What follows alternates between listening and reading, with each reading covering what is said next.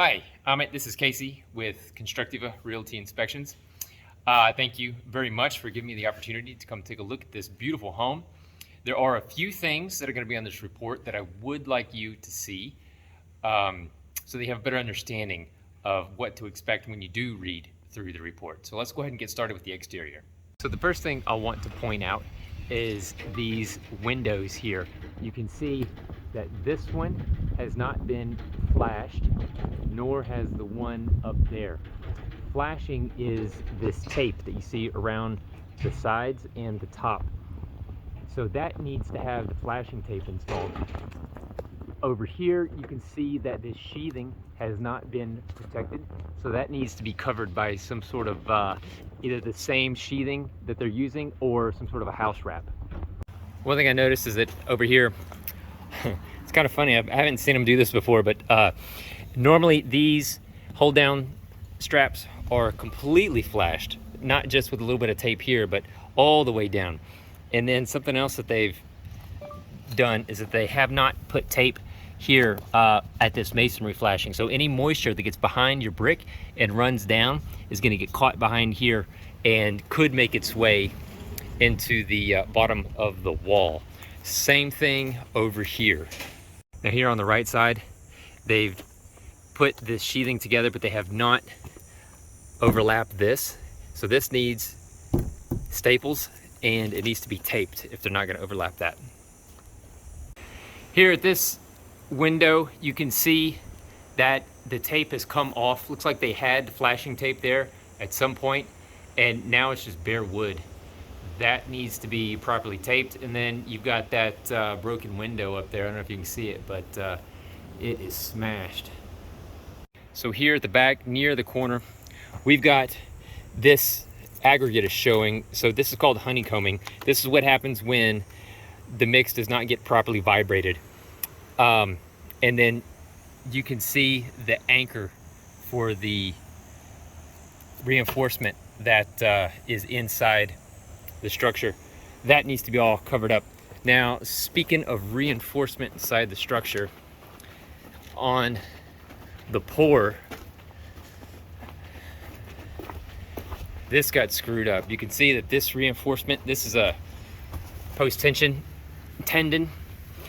The pocket former got filled in with concrete and wouldn't pull out, and so they weren't able to properly pull on this.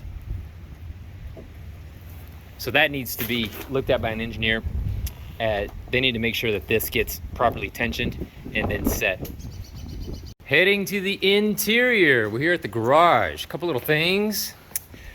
First of all, I am not seeing the proper anchors that hold the wall down to the foundation here at the corners of the garage. Those should be bolts that we'll see in a few other areas, but they are not visible here in these areas. So you need to have them there.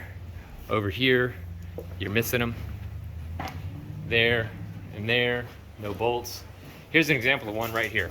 This is what we want to see, but that is what we're missing. This is the exhaust fan with the adjacent vent that connects from the bathroom out to the exterior. And I noticed, taking a good look at this, that there is a big fat hole right there at that vent. So that needs to be patched up. Here at the laundry room, we've got these nice, big, thick 2x6 studs, but we only have a 2x4 sill plate that they're sitting on. You can see how they hang over. Not allowed. So they're gonna have to put a shim in there to fur that out so that it's at least flush, so that it is flush with these studs.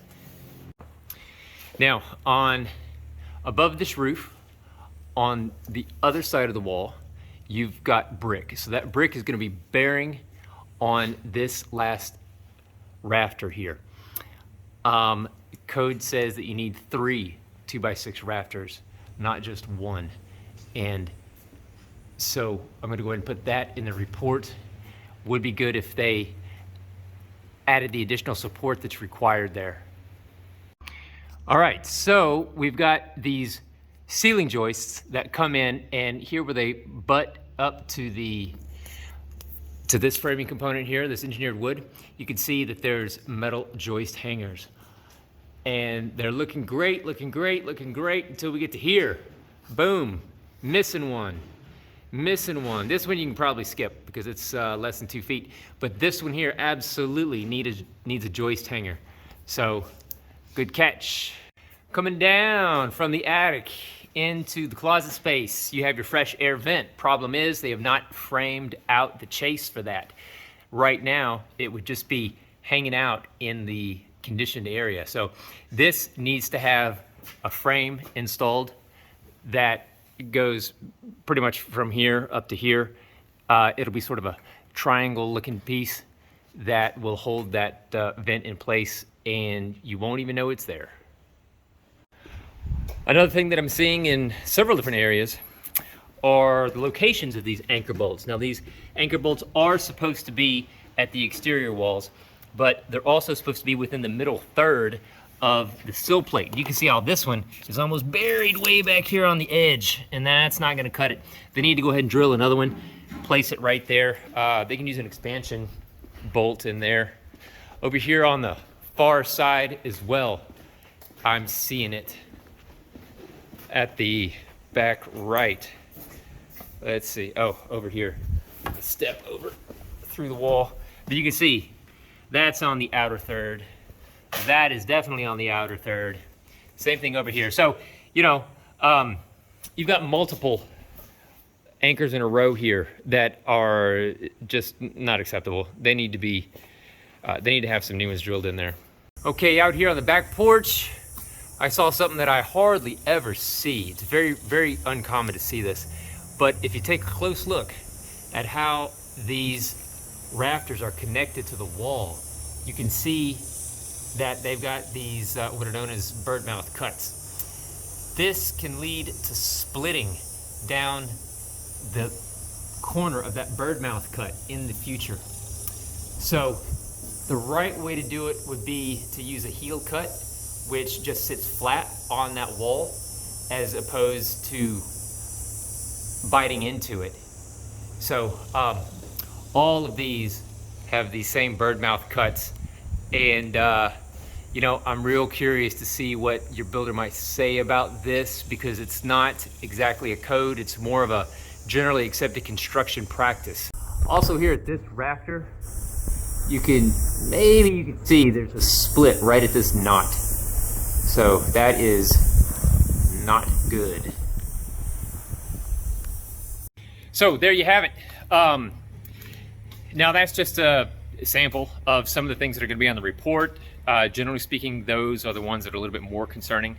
There are going to be some other things on that report that are not quite as serious.